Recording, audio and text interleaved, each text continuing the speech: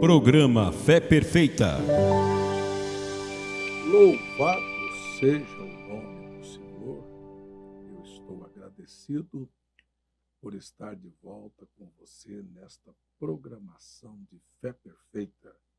Sou o pastor César Augusto. Minha saudação é Shalom. Isso quer dizer paz, saúde, prosperidade, integridade.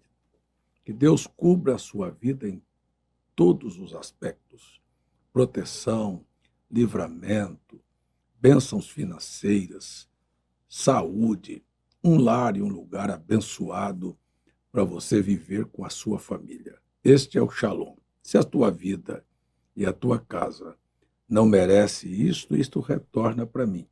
Mas se não, que isto permaneça sobre você.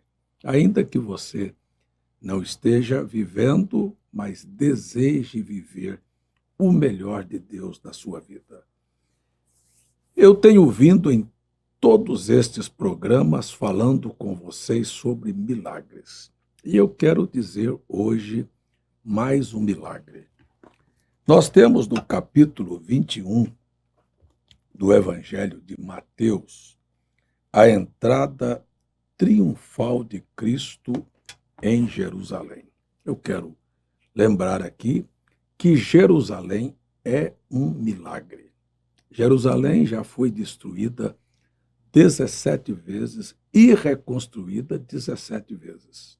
Jerusalém existe por um grande milagre. E quero lembrar a você que aquele é um lugar amado por Deus.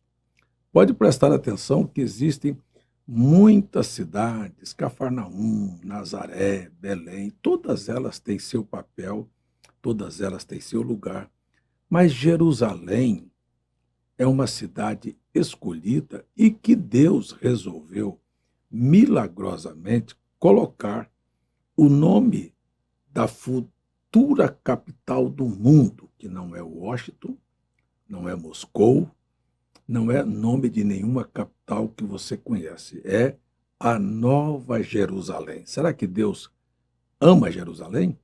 Eu quero relatar a você, eu já estive em Jerusalém algumas vezes, e a primeira vez que eu entrei em Jerusalém, eu senti algo que é inexplicável. Eu me lembro que quando o ônibus que estava nos levando saiu do túnel, entrando na cidade, foi avistando Jerusalém depois de uma curva, o sol estava se pondo e Jerusalém é uma cidade construída e toda adornada, toda revestida por uma pedra amarelada, que o pôr do sol refletiu uma luz sobre aquela cidade. Olha, eu não sei nem como relatar a você. A sensação que eu tive ao viver aquele momento, enquanto dentro do ônibus tocava-se um hino que cantava Jerusalém, Jerusalém. Olha, gente, foi uma sensação tão grande, uma alegria tão grande. Eu já vi muita gente chorar quando avista Jerusalém. Então, a sensação que eu tive foi que eu estava ausente da minha casa por muitos anos e que eu estava agora retornando ao lugar das minhas origens. E, na verdade, aquele é um lugar diferente de todos os lugares que eu conheço neste mundo. Eu conheço os Estados Unidos, já fui muitas vezes, já fui no Canadá, América Central, África, Ásia, olha, Europa, conheço muito dos países ao redor do mundo, já estive, mas nunca senti nada igual estar em Jerusalém. Ali é um lugar em que paira no ar uma unção diferente de todas as cidades por onde já estive. É uma cidade disputada. Hoje Jerusalém está dividida em 4 partes, partes onde moram os judeus mais ortodoxos, onde moram os árabes, onde moram outras pessoas, gentios e também até aqueles que são os judeus tradicionais. Mas a cidade é dividida, mas a cidade carrega em si uma atmosfera de oração. O Muro da Lamentação é um marco histórico em que as pessoas vão ali para, durante todo o ano, ter um momento de adoração. Não é um lugar de imagens, não é um lugar de idolatria, mas é um lugar diferenciado de todas as cidades do mundo. E é bom que lembremos que a profecia bíblica refere-se a Jerusalém quando ele voltar, o Senhor Jesus, e pisar os pés sobre o Monte das Oliveiras, que olha só o tamanho do milagre. O Monte das Oliveiras se fenderá em duas partes. Olha o milagre. Em duas partes enormes. Para que este monte é fendido em duas partes? Para criar um vale onde se estabelece a futura sede do governo mundial. Eu não estou preocupado em vir aqui para apresentar a vocês o projeto e a manifestação do anticristo. Você já viu muitos pregadores falarem sobre o levante do anticristo no mundo. Você talvez já tenha ouvido muitos falarem sobre a besta e a sua marca. Eu não estou anunciando nem o anticristo, nem a besta, nem a sua marca, nem tampouco aquilo que o diabo está fazendo no mundo, que a única coisa que ele sabe fazer é mentir, matar, roubar, enganar e destruir. Eu não vim aqui anunciar as obras de Satanás, nem anunciar o reino do anticristo, nem tampouco falar sobre a imagem erigida da besta. Eu vim falar sobre Cristo, o desejado de todas as nações, aquilo que inconscientemente mora e habita no coração do homem. Quando você vê falar sobre o movimento francês do século XVIII, o iluminismo, eles queriam liberdade, eles queriam que a sociedade expandisse, eles queriam que a ciência triunfasse, que as pessoas, que a igreja e o Estado estivessem separados. Eu quero lembrar a você que este é o desejo do coração do homem. O que eles queriam? Liberdade. Não há liberdade fora de Cristo. Tudo fora de Cristo é uma grande cadeia, é um grande engano, é uma grande prisão. Para onde caminhou a sociedade que eles queriam que fosse inteligente, livre, caminhou para o caos que nós vivemos. Veja só se nós caminhamos para uma liberdade ou para uma cadeia de vergonha, de indecência, de imoralidade, de injustiça, de violência. A sociedade está presa nisto. O mundo está preso nesta grande cadeia. E se falarmos em governo do anticristo, nós vamos novamente remeter a uma condição de sociedade e de mundo muitas vezes pior do que a que estamos vivendo. Se falarmos sobre a exaltação do projeto da besta, é para tudo terminar no lago de fogo, destruído. E tudo isto, para mim, não passa de um grande milagre. Deus escolher, Deus preordenar, Deus predestinar pessoas e eleger pessoas para a grande vitória de Cristo Jesus. Como é que aconteceu? Aconteceu quando Jesus veio a Jerusalém, numa das suas últimas, ou a sua última viagem feita a Jerusalém, ele vai até o Monte das Oliveiras, vindo de Betânia, e vem com seus discípulos. Olha a mensagem que ele dá aos discípulos: ide a uma aldeia que está de fronte de vós e encontrareis uma jumenta. Veja só, porém, presa, e um jumentinho com ela, e desprendei-a e trazei-a. Se alguém vos disser alguma coisa, direi que o Senhor os há de mister, e logo os enviará. É muito estranho a maneira como Deus atua. Isto aqui, para mim, é um milagre. Como é que você pode pensar que tem alguém que tem uma jumenta, e tem um jumentinho, e o Senhor está aqui distante e visualiza aquela jumenta e aquele jumentinho e manda seus discípulos ir buscar. Ora, obviamente, o dono iria se opor, mas o milagre acontece que o dono se dispõe a deixar que a jumenta e o jumentinho cumpra o propósito daquela entrada de Jerusalém. Era um dia diferente. Eu já estive neste local por onde Jesus entrou muitas vezes. E eu sempre tenho dito que o milagre estava acontecendo. Jerusalém o esperava para a Páscoa. Jerusalém estava agitada. Os rabinos, os mestres, os sumos sacerdotes, todos eles tinham um planejamento para matar Jesus. Jesus sabia disso. E Jesus foi entrar em Jerusalém de maneira consciente. Então, todos esperavam, se tivesse, como hoje, televisão, internet, algum meio para fazer aquilo ser propagado, aquilo teria sido anunciado. Então, na verdade, aquela era uma tarde nervosa, agitada. De onde ele vem? De que lugar? De qual cidade? De que ponto da cidade ele vai entrar? Quando ele vem pelo Monte das Oliveiras, montado em um jumentinho, filho de uma jumenta, para que se cumprisse uma profecia milagrosa de um profeta que diz: Ei, sabe como virá a ti o teu rei? Humilde, simples, montado no filho de uma jumenta. Veja, a multidão vinha eufórica, tirava as suas roupas, cortavam ramos e o aclamavam como rei. Bendito que vem em nome do Senhor. E a multidão o ovacionava. E os fariseus, os saduceus, os sacerdotes estavam tão tensos que dizia: Ei, manda esta multidão de fanáticos pararem com isto.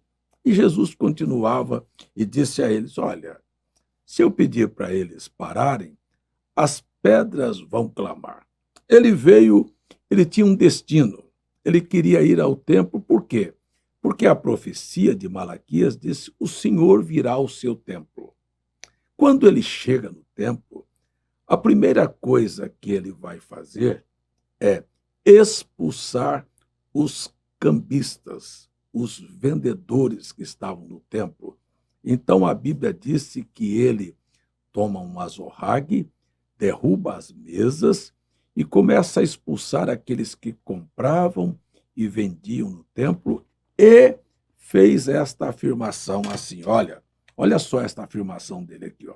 Está escrito: a minha casa será chamada casa de oração, mas vós a tendes convertido em um covil de ladrões. Eu queria só parar um pouquinho para que você que está do outro lado me assistindo fizesse junto comigo uma análise. Jesus não permitiu que no templo fosse comercializado nem pombos, nem carneiros, nem ovelhas, porque aquilo era o momento em que eles aproveitavam para ter seu lucro. Eu quero dizer que os objetos sagrados não deveriam ser comercializados. Deixa eu colocar isto aqui dentro da ordem. Quando Deus mandou que fosse feita a celebração da Páscoa, que cada família tivesse um cordeiro, se fosse pobre, uma rola ou uma pombinha, preste atenção. A primeira coisa que Deus fazia, ele queria que aquilo expressasse o sentimento. Então, uma família criava um rebanho e ele escolhia o melhor dos carneirinhos que nasceu, dos cordeiros, e os separava. E aquele animalzinho era criado durante todo um ano como sendo o animal de estimação da casa. Você sabe o que é animal de estimação? Um cachorrinho, um gatinho, que você cria com todo carinho. Então, os filhos daquela casa se apegavam àquele animalzinho. E aquilo era o atrativo da família. Porém, na época em que se deveria comemorar a Páscoa, cada um tinha que sacrificar aquilo que era a sua estimação. Então, você não pode imaginar que no dia do sacrifício, lá vinha o pai de família, com aquele cordeirinho amarrado, as crianças vendo o bitinho, o pombinho, que foi criado ali com tanto carinho, sendo trazido para ser sacrificado. Quando eles assistiam, o sacerdote pegar o cutelo para degolar a cabecinha do carneiro ou do pombinho, olha o coração daqueles. Imagine você, se você tem um gatinho, um cachorrinho, um animal de estimação, que vai ser morto na sua frente. Sangue frio. Olha, as crianças e os próprios pais voltavam para casa depois daquele sacrifício arrasados. Eles tinham criado aquilo como animal de estimação, eles tinham sentimento por aquilo que faziam. Porém, o ano seguinte era o mesmo ritual.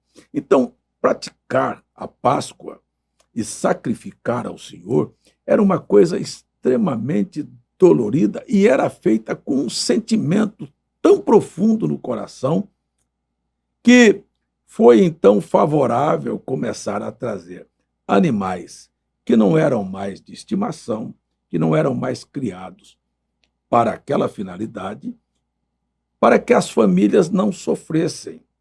E, se você lê o profeta Malaquias, capítulo 1, começaram a comprar animais mancos, cegos, aleijados, e traziam aquilo para oferecer ao Senhor. E Deus reputou aquilo como sendo imoral. E disse, você não faz isso com o seu príncipe. Por que você quer me oferecer uma coisa aleijada, cega, manca, cheia de impinges que não presta? Disse, eu não recebo isto. Eu recebo cultos que tenha sentimento, que tenha emoção, que te faça refletir. E assim era o milagre da Páscoa. Então nós vimos que as pessoas sempre amaram muito mais uma coisa sem expressão, sem sentimento, que não fizesse ninguém sofrer. E é o que as pessoas querem hoje da religião. Então Deus olhou e viu que aquilo tudo não passava de um grande comércio da fé. Não há sentimento, não há razão por que levar aquele cordeiro. Não há dor, não há momento de choro, de lágrimas. Então as pessoas, elas são religiosas, mas elas não têm mais sentimentos por Deus. Para Deus qualquer coisa serve, de qualquer maneira serve, pode ser o resto que Deus tem que aceitar. E Deus não aceita as coisas assim.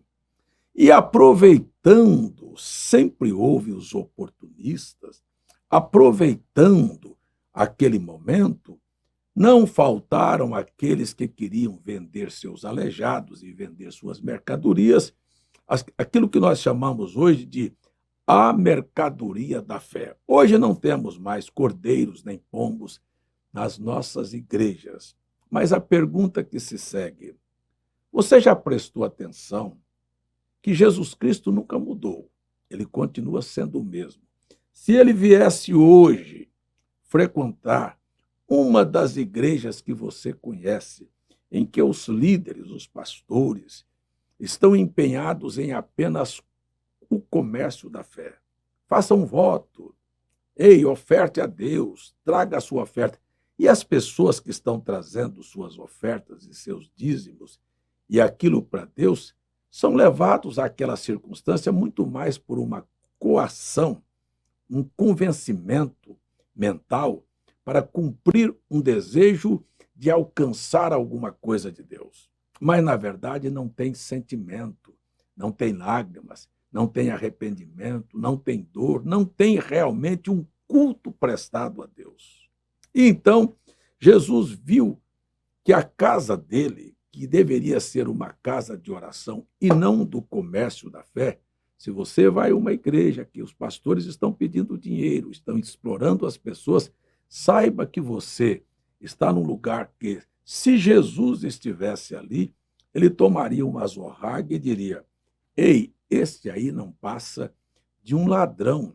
Por que ladrão? Porque roubou das pessoas o verdadeiro culto, roubou das pessoas a verdadeira adoração, o verdadeiro motivo motivo de ir à igreja, que deveria ser para adorar. E as pessoas vão muito mais para se livrar e para se beneficiar, livrar-se dos problemas e se beneficiar do que para adorar a Deus. Mais uma observação. A gente não adora a Deus porque canta. Hoje é a coisa mais comum você ouvir dizer: nós somos adoradores, nós somos cantores, nós somos músicos, nós entramos na igreja e nós adoramos a Deus com os nossos cânticos. Espere um pouquinho. A primeira vez que alguém foi adorar a Deus foi Abraão e Isaque, ou foi Abel e Caim. E nenhum deles tinha nenhum instrumento, e nenhum deles chegaram lá cantando. Abraão disse aos seus moços: ficai aqui, e eu e o rapaz iremos adorá-lo. E, havendo-o adorado, retornaremos. O que é que o Abraão estava fazendo? Estava levando o sacrifício, um cordeiro? Não. Estava levando o seu próprio filho. Estava obedecendo. Deus prefere a obediência do que sacrifícios. Se você ler primeiro livro de Samuel, capítulo 15, você vai ver que Deus mandou Saul exterminar os amalequitas. E Saul guardou um pouco de gado e o rei Agag. E Samuel veio a ele e disse: por que você fez? Fez o que Deus mandou fazer? Disse: fiz. E ele disse: e este barulho de ovelhas e de vacas que estou ouvindo? Ele disse: porque o povo pediu para nós sacrificarmos ao Senhor. Samuel responde: tem Deus prazer em sacrifício ou que obedeça a sua palavra? E então, na verdade, você vai ver que o próprio Saul, ele é destituído porque Samuel disse assim: olha, o pecado da feitiçaria, que você pode ter ouvido falar sobre tantas religiões afros, o pecado da feitiçaria e de desobedecer a Deus, para Deus é a mesma coisa. Tanto faz você pertencer um como o outro. Então, o que nós estamos chamando as pessoas é que Deus quer fazer milagres na sua vida. Mas para que Deus faça milagres na sua vida, como fez na vida de Abraão, e não permitiu que Isaque fosse sacrificado, e ele próprio providenciou, ele é o grande Jeová Jirê, o grande provedor, quer promover para sua casa saúde, paz, alegria, olha, renda financeira, tudo isto se deve a uma coisa: a obediência. Quando você obedece a Deus, Deus opera milagres na sua vida. É por isso que eu estou vindo aqui insistindo com você que é hora de abrir a porta da sua casa para receber milagres de Deus. E você diz: como? Obedecendo a palavra, mudando a sua maneira de viver, tendo um espaço para Deus na sua casa, para orar, para ter uma atmosfera cristã e transformar a sua casa, ao invés de uma casa de fuxicos, de brigas, de palavras torpes, de ações imorais que você põe para a televisão mostrar aí. Você se assenta diante de um programa de televisão, sabe, com cenas de sexo diante dos seus filhos, da sua mulher. Você se veste de maneira sensual, pronta para ser um instrumento sexual, e você acha que Deus ainda vai abençoar sua casa e sua vida? Transforme o seu lar. Como Jesus queria que a sua casa fosse casa de oração, faça da sua própria casa um lugar sagrado, um lugar de oração, um lugar de temor, um lugar de respeito, um lugar onde Deus possa operar milagres e maravilhas. Lembre-se, você pode transformar sua casa num covil, num lugar sujo, imundo, de ladrões e salteadores, ou seja, de tudo que vem roubar de você as bênçãos de Deus. Então, não pertença a uma igreja e nem faça da sua casa um covil de ladrões. Ei, faça aí um voto a Deus de obedecê-lo, de honrá-lo e de abrir as portas da sua vida e da sua casa para que milagres sem precedentes aconteça diante dos teus olhos. Este é o meu objetivo de estar aqui, chamar você para abrir sua vida para os grandes milagres de Deus que Deus quer realizar. Espero que esta lição de Jerusalém, de ser destruída e reconstruída, e o que isto significa, a vinda de Jesus ao templo, possa vir também Jesus na sua casa e dizer: esta casa é uma casa de oração e eu vou abençoar os moradores dela. Eu vou chamar você para orar porque meu tempo acabou. Pai, eu sei que tu és o mesmo. Eu sei que tu não aceitas coisas sem sentimentos, que o povo possa te amar de coração, viver para ti, ter uma emoção de saber que Cristo, Cordeiro de Deus, morreu na cruz do Calvário para pagar a minha dívida do meu pecado, para comprar para mim a felicidade e a paz, para que eu possa viver eternamente e ter todos os benefícios que o Senhor conquistou na cruz do Calvário. Oro que o Senhor abençoe abundantemente a vida destas pessoas e que elas possam entender que o milagre bate à porta da casa delas. Em nome de Jesus, que haja cura, libertação, solução de problemas, que haja operação sobrenatural do Senhor em todos os aspectos para essas pessoas que creem, em nome de Jesus Cristo. Amém. Pois é, eu estou encerrando, só lembrando que o tempo acabou, mas a oportunidade de continuarmos juntos, não. Estou aí pelo Instagram, se inscreva no nosso canal, Pastor César Augusto, aí pelo Instagram. Estou também no YouTube, tanto com o Pastor César Augusto, que eu convido você para fazer parte desta família, como também para participar de todos os nossos cultos transmitidos ao vivo. Fé Perfeita. Então se inscreva aí na Fé Perfeita e no canal do Pastor César Augusto e continuaremos juntos pelas redes sociais. Um grande shalom e até o próximo momento.